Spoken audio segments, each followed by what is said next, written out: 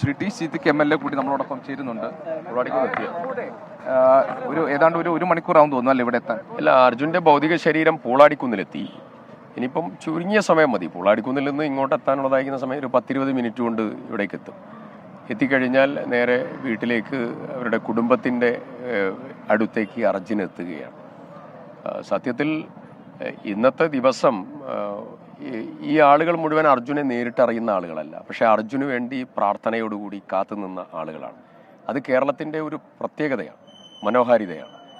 ആര് എന്നുള്ളതല്ല, മനുഷ്യനാണെങ്കിൽ ആ മനുഷ്യൻ്റെ കൂടെ നിലയുറപ്പിക്കുന്നതായ, ജാതിക്കും മതത്തിനും രാഷ്ട്രീയത്തിനും അപ്പുറം നിലയുറപ്പിക്കുന്നതായിരിക്കുന്ന കേരളത്തിൻ്റെ ഒരു പൊതുബോധമുണ്ട്. അത് അടിസ്ഥാന തലത്തിൽ കൃത്യതയോടുകൂടി വേരൂന്നിയ ഒന്നാണ്. ആ വേരൂന്നിയ ഒന്നിൽ നിന്നാണ് ആ പ്രാർത്ഥനയുണ്ടായത്. ഒന്നിച്ചുള്ളതായിരിക്കുന്നത് പള്ളികളിൽ, അമ്പലങ്ങളിൽ, ചർച്ചുകളിലാണ് സംസാരിച്ചത്.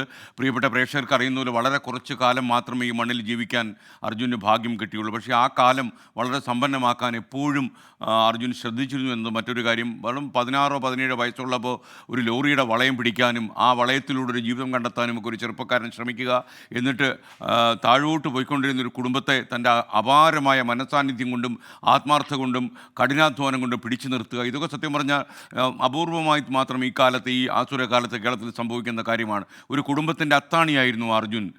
മാത്രമല്ല, അർജുൻ്റെ ജീവിത കാലഘട്ടം ഇത്രയും ചെറിയൊരു പ്രായത്തിൽ ചുരുങ്ങിപ്പോയെങ്കിലും ഈ പ്രളയകാലം നമ്മളെ വിഴുങ്ങിയപ്പോഴും കോവിഡ് കാലം നമ്മളെ തകർത്തെറിഞ്ഞപ്പോഴും സന്നദ്ധ പ്രവർത്തനങ്ങളിൽ മുൻനിരയിൽ അർജുൻ ഉണ്ടായിരുന്നു.